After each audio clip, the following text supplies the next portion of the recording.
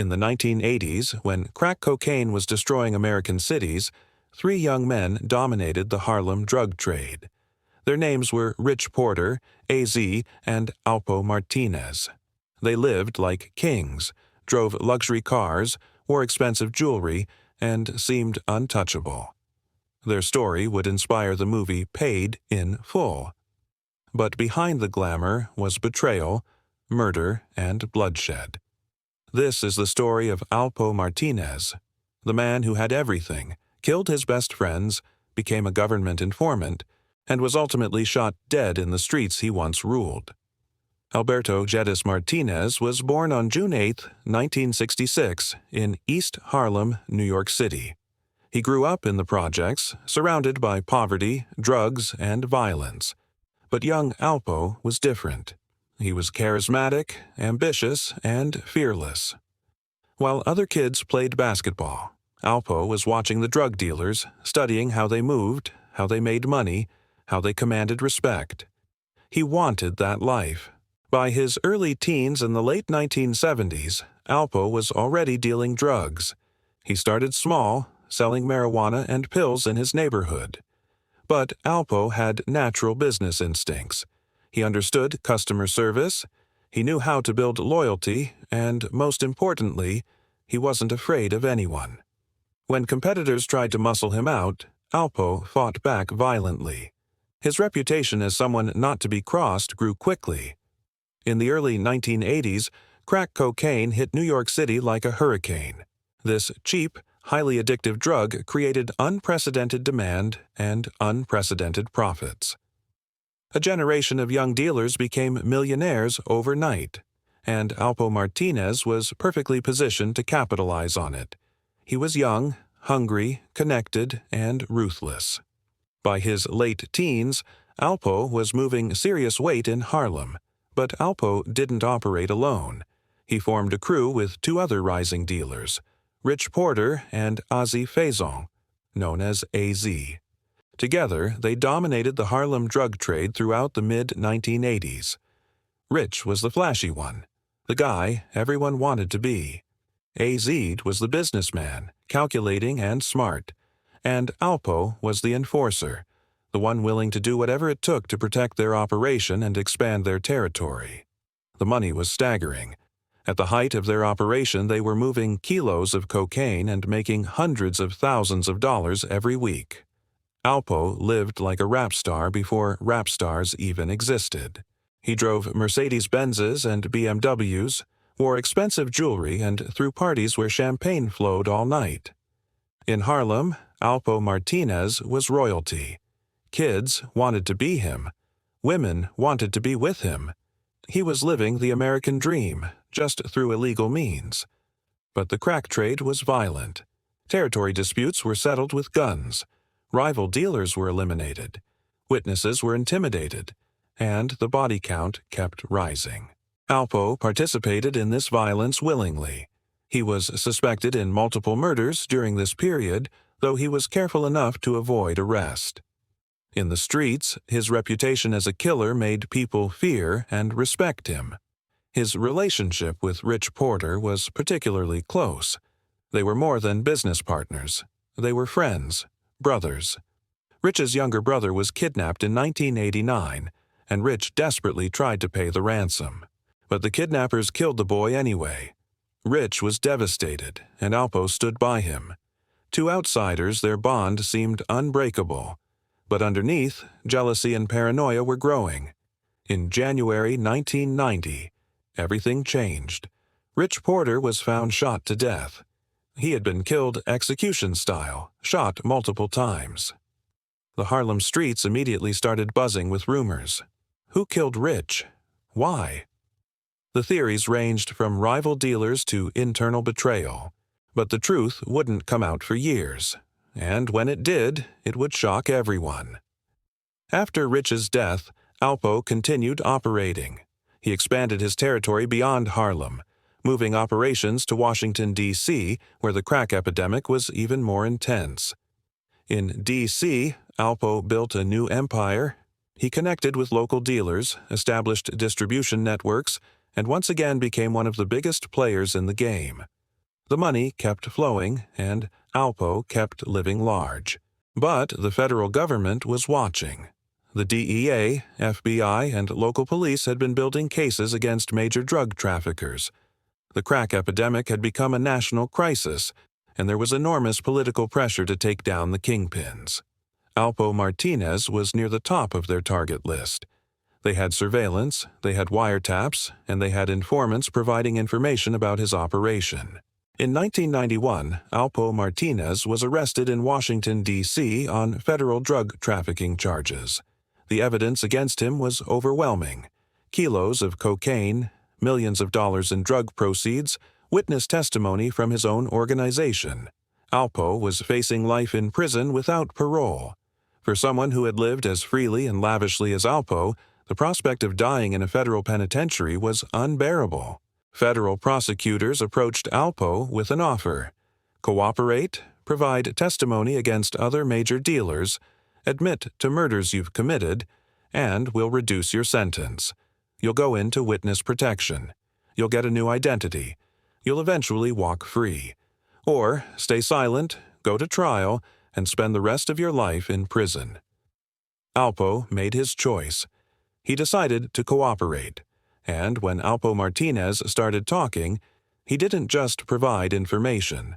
He confessed to everything, including the murder of Rich Porter, his best friend. Alpo admitted that he had killed Rich himself over a drug-related dispute. The man who had stood by Rich after his brother's kidnapping had murdered him in cold blood. The streets were shocked. The ultimate betrayal. But Alpo wasn't done. He also implicated AZ and dozens of other dealers in Harlem and D.C. His testimony helped convict numerous people, destroying what remained of the organization they had built together. In the code of the streets, what Alpo did was unforgivable. He wasn't just a snitch. He was a murderer who killed his friend and then cooperated to save himself. In exchange for his cooperation, Alpo's sentence was drastically reduced. Despite admitting to multiple murders and trafficking massive amounts of cocaine, he was sentenced to 35 years with the possibility of early release. For someone facing life without parole, this was an incredible deal, but it came at a cost. Alpo Martinez became one of the most hated men in the drug game. He entered the Federal Witness Protection Program and disappeared. For years, no one knew where he was. Some thought he was dead. Others believed he was living abroad under a new identity. The legend of Alpo Martinez became a cautionary tale told in the streets. Don't be like Alpo. Don't betray your friends. Don't become a rat no matter what. In 2015, after serving 24 years, Alpo Martinez was released from prison. He was 49 years old, and the world he re-entered was completely different from the one he had left. The Witness Protection Program gave him a new identity and relocated him. He was supposed to stay quiet, stay hidden, and live out his life anonymously. But Alpo couldn't do it. By 2021, Alpo was back in Harlem. Not officially, not openly, but he was there. He was seen at parties, at restaurants, driving around the old neighborhood. Some people recognized him despite his supposed new identity. Word spread quickly on social media. Alpo Martinez, the legendary dealer and infamous rat, was back in the place where he had committed his worst crimes and betrayals. The reaction was mixed. Some old-timers were curious to see him, drawn by nostalgia for the old days despite everything he had done. Younger people knew him only through stories and the movie Paid in Full, where his character was portrayed as a villain. But many people in Harlem hadn't forgotten. And they hadn't forgiven. On October 31, 2021, at approximately 3:20 a.m., Alpo Martinez was driving a Dodge Ram truck through Harlem. He was near Frederick Douglass Boulevard when another vehicle pulled up alongside him. Gunshots erupted. Multiple bullets struck Alpo and his truck. He crashed into parked cars, and when police arrived, Alberto Martinez was pronounced dead at the scene. He was 55 years old. The streets erupted with reactions. Some celebrated, seeing it as street justice for his betrayals. Others mourned the loss of a legend, regardless of what he had done. Social media exploded with posts about Alpo's death, with people debating whether he deserved it, whether it was inevitable, whether the streets had finally collected their debt. The NYPD launched an investigation, but as of today, no arrests have been made in Alpo's murder. In Harlem, that's not surprising. The code of silence that Alpo himself had broken decades earlier protected his killers. Nobody saw anything. Nobody heard anything. Nobody knows anything. The man who had violated the code was killed by it. Alpo Martinez's life is a perfect encapsulation of the crack era's rise and fall. He came from nothing, built an empire on America's drug addiction, lived lavishly for a few years, and then lost everything. He betrayed his closest friends, cooperated with the government, and thought he could return to the streets that made him. He was wrong. The movie Paid in Full immortalized the story of Alpo, Rich Porter, and A.Z., though with fictionalized names and altered details. The character based on Alpo is portrayed as charismatic but treacherous, a man whose ambition and paranoia led him to destroy everyone around him. The film became a cult classic, introducing a new generation to their story. But the real story is darker than any movie. Alpo Martinez killed his best friend over money and drugs. He cooperated with federal prosecutors to save himself from life in prison. He walked free after serving just 24 years for multiple murders. And then he returned to the place where he had committed those crimes, as if 2 decades and a new identity could erase what he had done. The streets have long memories. The culture Alpo came from values loyalty above almost everything else. Snitching is considered the ultimate sin, worse than murder. By cooperating, Alpo violated the most sacred rule. His death was not unexpected. Many people who knew him said it was only a matter of time, that Alpo would never die peacefully in his sleep, that the streets would eventually collect. His story raises uncomfortable questions. Was his cooperation justified to avoid life in prison? Would anyone in his position have done differently? Does the code of silence protect criminals at the expense of justice? Or is cooperation always betrayal? There are no easy answers. What is certain is that Alpo Martinez lived a life defined by violence and died by violence. He profited from the misery of crack addiction. He murdered people who trusted him. He betrayed his friends and his code. And in the end, he paid the ultimate price, shot dead in the same streets where he had once been a king. Today, Alpo Martinez is remembered as a cautionary tale.